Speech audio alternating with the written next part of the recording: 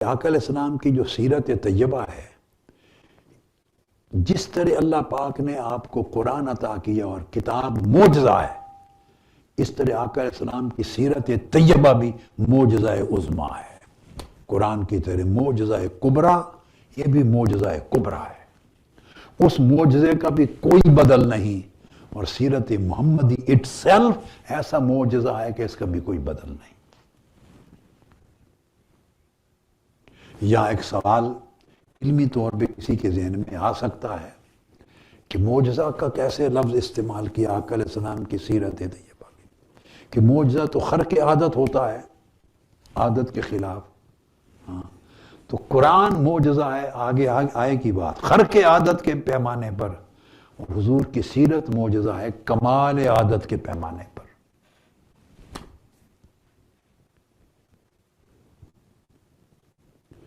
اس قرآن کے معجزے میں بھی تحدی ہے، چیلنج ہے۔ اب میں اس طرف آ رہا ہوں، چیلنج ہے، اور سیرت محمدی کے معجزے میں بھی تحدی، چیلنج ہے۔ ادھر بھی اللہ نے چیلنج کیا ہے، اور سیرت محمدی کے باب میں بھی اللہ نے چیلنج کیا ہے۔ کیسے؟ جب قرآن مجید اتارا تو ساتھ کہا اعوذ باللہ من الشیطان الرجیم وَإِن كُنتُمْ فِي رَيْبٍ مِّمَّا نَزَّلْنَا عَلَىٰ عَبْدِنَا فَأْتُوا بِسُورَةٍ مِّن مِّثْلِهِ، اور پھر فرمایا وَادْعُوا شُهَدَاءَكُم مِّن دُونِ اللَّهِ إِن كُنتُمْ صَادِقِينَ۔ فرمایا وہ چیلنج آف دا ورلڈ ہے لفظ کا۔ فرمایا اگر تمہیں شک ہے اس کتاب میں، اللہ پاک نے فرمایا جو میں نے اپنے محبوب بندے پر نازل کی، حضور علیہ السلام پر، اگر تمہیں اس قرآن میں شک ہے تو یہ بڑی لطیف بات ہے آپ کی توجہ کے لیے، اگر اس کتاب میں شک ہے تو پھر اس جیسی ایک صورت بنا کے لے آؤ، اس جیسی ایک صورت لاؤ۔ یہ صورت سین کے ساتھ ہے لفظ، یاد رکھ، ایک صورت اس کی مثل بنا لاؤ اگر سچے ہو، اور دنیا بھر کے مددگاروں کو بلا لو، کوشش کرو، ایک صورت نہیں لا سکو گے اس کی مثل۔ اسی طرح جب آقا علیہ السلام نے اعلان نبوت کیا تو اہل مکہ نے آپ کی نبوت پر دلیل مانگی، تو آقا علیہ السلام نے، قرآن کہتا ہے جواب میں کہا فَقَدْ لَبِثْتُ فِيكُمْ عُمُرًا مِّن قَبْلِهِ أَفَلَا تَعْقِلُونَ۔ اگر تمہیں میرے دعوی نبوت پر کوئی شک، ادھر قرآن نے کہا اگر تمہیں میری وحی اور میری کتاب پر شک ہے تو اس کی ایک صورت کی مثال بنا کے لاؤ۔ ادھر انہوں نے دلیل مانگی اس نبوت اور رسالت کی سچائی پر، دلیل کیا ہے؟ فرمایا میری 40 سال کی سیرت جو تمہارے اندر گزاری ہے، اگر تمہیں دعوی نبوت پر شک ہے تو اس سیرت جیسی کوئی سیرت پیدا کر کے لاؤ۔ ادھر فرمایا کہ قرآن کی ایک سورت جیسی کوئی سورت بنا کے لاؤ، پھر سمجھیں گے کہ تمہارے شک کا وزن کیا ہے۔ ادھر فرمایا 40 سال دیکھا ہے سیرت محمدی کو، اس سیرت جیسی کوئی سیرت لاؤ۔ 1450 سال گزر گئے، نہ کوئی قرآن کی سورت جیسی سورت لا سکا، نہ کوئی مصطفیٰ کی سیرت جیسی سیرت لا سکا۔ وہ بھی چیلنج تھا، یہ بھی چیلنج ہے۔ اب آپ سمجھ گئے میں نے کیوں معجزہ کہا۔ معجزہ اس کو کہتے ہیں جس کی مثل لانے سے انسانیت کی عقل عاجز آ جائے، اور بڑے بڑے صاحبان علم و فن و ہنر عاجز آ جائیں جو اس کو توڑ نہ کر سکیں، اس چیز کو معجزہ کہتے ہیں، بھلے وہ خرق عادت ہو یا کمال عادت۔ تو قرآن کا توڑ کوئی نہیں لا سکا، وہ معجزہ ہے۔ سیرت محمدی کا توڑ کائنات میں کوئی نہیں لا سکا، یہ معجزہ ہے۔ تو معجزہ سیرت نبوی کا یہ چیلنج آف کیریکٹر ہے، وہ چیلنج آف دا ورڈز تھا، وہ لفظوں پر چیلنج تھا، یعنی وہ چیلنج اس معنی میں تھا کہ ان لفظوں جیسے لفظ بنا کے لے آؤ، کوئی نہیں لا سکا۔ اور جب حضور علیہ السلام کی سیرت کا چیلنج دیا تو معنی یہ تھا کہ وہ لفظ تھے اور یہ وجود ان لفظوں کا معنی ہے، اس جیسا کوئی معنی بنا کے لے آؤ۔ یہ اس کا عملی معنی ہے، وجودی معنی ہے۔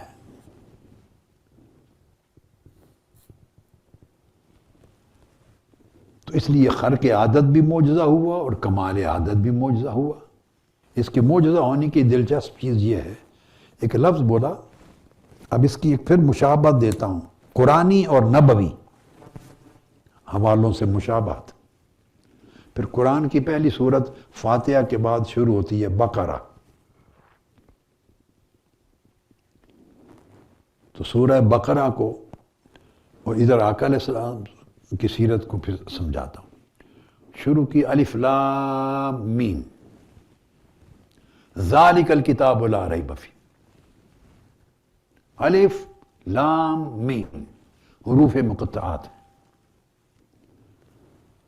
ان کو حروف مقطعات اس لیے کہتے ہیں کہ یہ جدا جدا پڑھے جاتے ہیں، لفظی اتصال کے ساتھ نہیں، یعنی الف لام میم لکھا ہوگا تو ان کو کوئی علم نہیں پڑھ سکتا، یا علم یا علم یا علم اکٹھا ایک لفظ بنا کے نہیں پڑھ سکتا، آپ کو حرف حرف حرف الگ کر کے پڑھنا، اس لیے مقطعات کہتے ہیں، ایک دوسرے سے منقطع ہیں، متصل ہو کے ایک لفظ نہیں بنتے، ہر حرف گویا ایک لفظ ہے۔ اب قرآن مجید نے کیا کیا، اسی پہلی آیت کو دیکھیں اور ساتھ دوسری، الف لام میم، یہ عنوان بنایا، یہ بڑی توجہ طلب خاص بات ہے، الف لام میم 3 حروف بیان کر، اور پھر فرمایا ذالک الکتاب لا ریب فیہ، اب یہ وہ کتاب ہے جس میں کوئی شک نہیں، تم شک کر ہی نہیں سکتے، شک کی گنجائش ہی نہیں، شک کا امکان ہی نہیں، جگہ ہی نہیں شک کی۔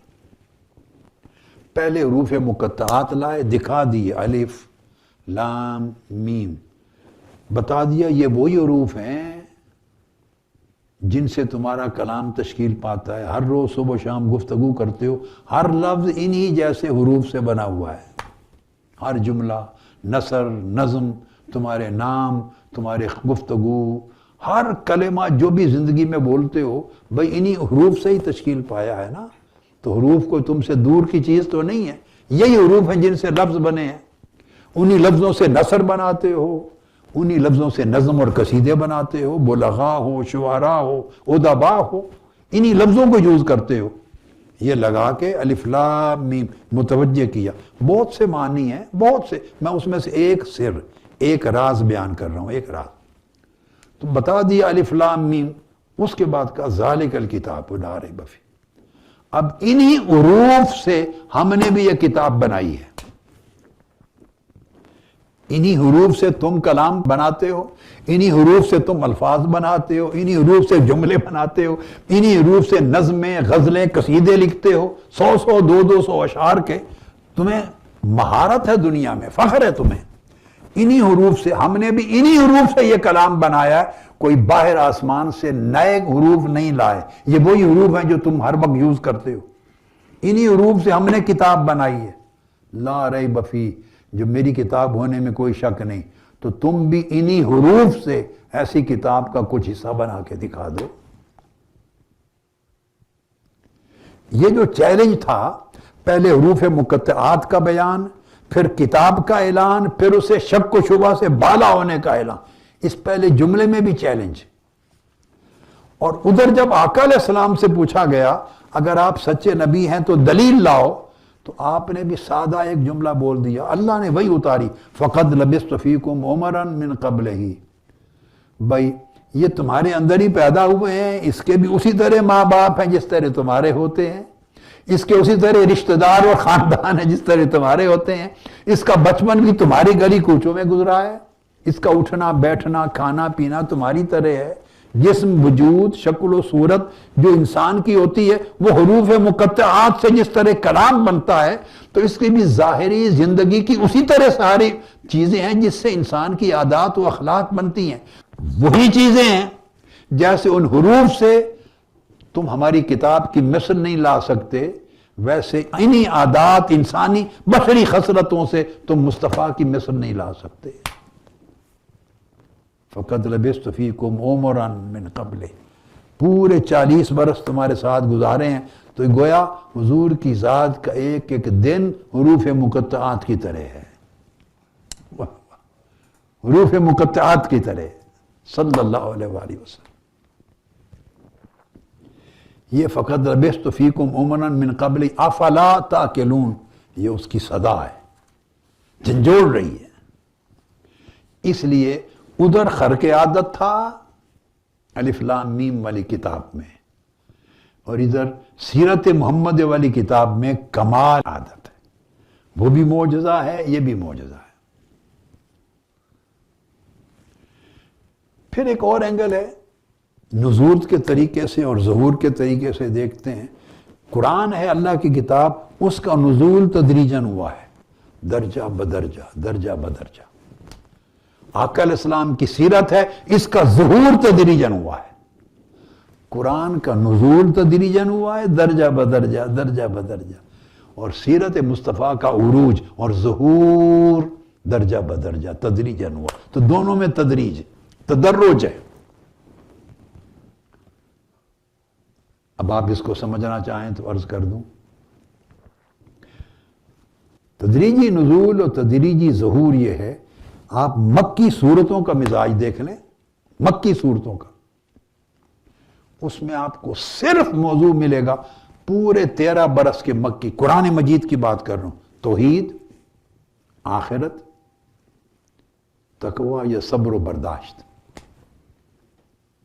موسٹلی فوکس آپ کا توحید اور آخرت پر ہوگا، اس کے ذیل میں تقوی یا صبر و برداشت کی بات ہوگی۔ انسان پیدا کیسے ہوا، مرے گا، پھر اٹھایا جائے گا، بس مکی صورتوں کا پورا 13 برس کا مزاج یہ ہے۔ جب ہجرت ہو جاتی ہے تو مدنی سورج میں نزول قرآن وہی ہے، بھیجنے والا بھی وہی ہے، جن پر بھیجا جا رہا ہے وہ ہستی بھی وہی ہے، مگر اس میں اب توسیع آ گئی ہے، وسعت۔ اب اس کا موضوع رسالت کے تمام مفاہیم آ گئے ہیں، نظام اخلاق آ گیا ہے، نظام معیشت آ گیا ہے، نظام معاشرت آ گیا ہے، سماج آ گیا ہے، دفاع آ گیا ہے، جہاد آ گیا ہے، رد جارحیت آ گئی ہے، اور انسانی نفسیات آ گئی ہے، تعلقات آ گئے، پھر ساری انفرادی زندگی سے لے کر اجتماعی اور بین الاقوامی زندگی تک سارے مضامین و مفاہیم آ گئے۔ اس طرح قرآن مجید کے مضامین کا تدریجاً عروج ہوتا چلا گیا اور توسیع ہوتی چلی گئی۔ بات آپ اچھی طرح سمجھ گئے۔ اب سیرت طیبہ کی طرف آ جائیں کہ اس کے ظہور میں بھی اسی طرح تدرج ہے، تدریجاً ظہور ہوا ہے۔ مکی سیرت طیبہ کا 13 سال کی مکی زندگی کا مطالعہ کریں، کتب سیرت کو دیکھیں، آپ کو صرف صبر و تحمل ملے گا اور ضبط و برداشت ملے گی۔ شخصی خوبیاں تو اپنی جگہ وہ پہلے بھی تھیں، بعثت سے قبل بھی تھیں، بعد میں بھی تھیں، ہجرت سے قبل بھی اور بعد میں، وہ زیر بحث اس وقت نہیں ہیں۔ مکی زندگی جو 13 برس گزارے ہیں، مظالم ہوئے ہیں، مخالفتیں ہوئی ہیں، صبر ہے، تحمل ہے، ضبط ہے، برداشت ہے۔ سیرت طیبہ کا اس چیز پر فوکس ہے، فوکس ہے، استقامت ہے، مضبوطی ہے، کسی کے اوپر دفاع میں بھی ہاتھ نہیں اٹھایا ہے۔ مدنی سیرت مختلف ہو جاتی ہے، اس میں عروج بھی آتا ہے، توسیع بھی آتی ہے۔ مکی سیرت میں حقوق نبوت ظاہر ہوتے ہیں، مقامات رسالت ظاہر ہوتے ہیں، نظام معاشرت مکی زندگی میں آ کر ظاہر ہوتا ہے، ریاست کے مختلف نظام وضع ہوتے ہیں، دفاع جہاد کے پورے اتھارٹیز وضع ہوتی ہیں، صف بندی ہو رہی ہے، فوجوں کے دستے بن رہے ہیں، وفود ریسیو ہو رہے ہیں، وفود جب روانہ ہو رہے ہیں، جارحیت کا رد ہو رہا ہے، قبائل سے معاہدات ہو رہے ہیں، عالمی سطح پہ فروغ اور اشاعت دین ہو رہی ہے، پوری دنیا کے بادشاہوں کو خط جا رہے ہیں۔ یعنی گریجولی ایک فرد کی حیثیت سے جو فوکس تھا اصلاح کا، اس سے بڑھتے بڑھتے طبقہ، پھر معاشرہ، پھر معاشروں میں معاہدہ، پھر اس سے بعد قبائل سے معاہدہ، پھر اس سے بین الاقوامی، پھر پوری عالمیت تک سیرت محمدی اس طرح عروج اور تدرج کے ساتھ توسیع ہوتی چلی جا رہی ہے، حتیٰ کہ آقا علیہ السلام رحمت للعالمین کے طور پہ عملی ظہور اپنے سیرت کا کر دیا۔ پھر قرآن مجید کی بھی نزول کی تکمیل 23 برس میں ہوئی ہے، اس میں بھی ٹائم لگا ہے، ایک وقت لگا ہے۔ اور سیرت محمدی کی اسی تدرج کی بات کر رہا ہوں، گریجویلٹی یا گریجولزم، اس کے بھی دو مرحلے ہیں. ایک مرحلہ تاسیس سے ظہور تک ہے، یعنی پیدائش سے اعلان نبوت تک سیرت طیبہ کا ایک دو. دوسرا اعلان سے تکمیل تک ہے، بعثت سے حجت الوداع اور وصال تک. تو یہ درجہ بدرجہ توسیع ہوتی چلی گئی آقا علیہ السلام کی سیرت طیبہ کی. اور اب بڑا اہم حصہ اس کا جس طرف میں آ رہا ہوں، بڑا اہم وہ یہ کہ کتاب یہ ہر ایک کی توجہ کے لیے بڑا اہم ہے. کتاب الہی کا نزول، اللہ کی کتاب قرآن کا نزول بعد میں ہوا ہے، اور سیرت کتاب محمدی کی تصنیف پہلے ہوئی ہے. وہ 40 برس ہیں. 40 برس گزار کر سیرت محمدی کی پورا ظہور، یعنی کتاب سیرت کی 40 برس میں تصنیف بھی ہوئی ہے، اس کا ظہور ہوا ہے، لوگوں تک پہنچایا ہے، سمجھایا ہے، دکھائی گئی ہے سیرت. اور اللہ نے اپنی کتاب کو نزول حضور کی سیرت کے 40 سال کے ظہور کے بعد فرمایا ہے نزول.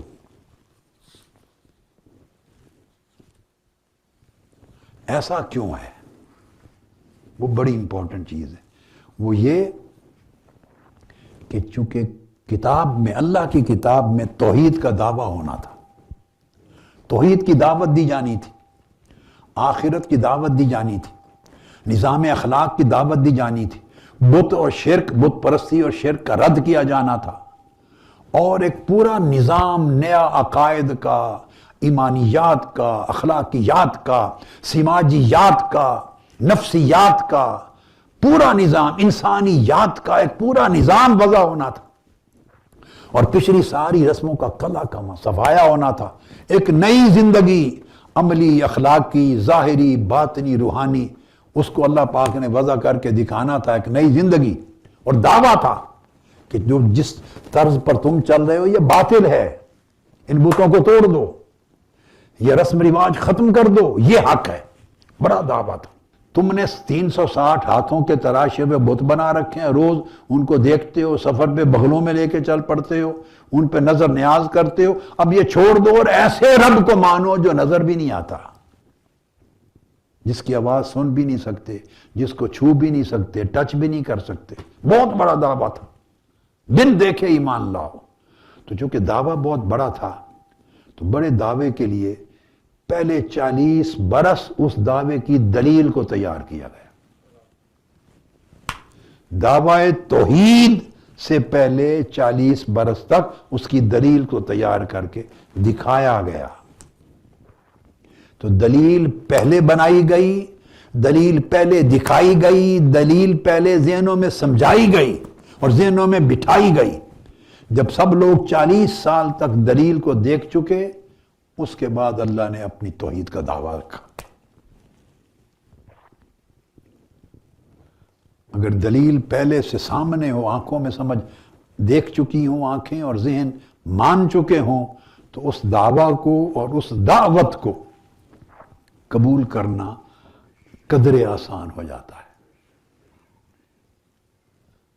تو اس سے جو بات سمجھ میں آتی ہے وہ یہ کہ دعوت سے پہلے داعی کی سیرت و کردار کو دلیل بنایا گیا. قرآن دعوت ہے، سیرت محمدی دلیل ہے. دلیل پہلے آئی اور دعوت پر مبنی کتاب بعد میں آئی.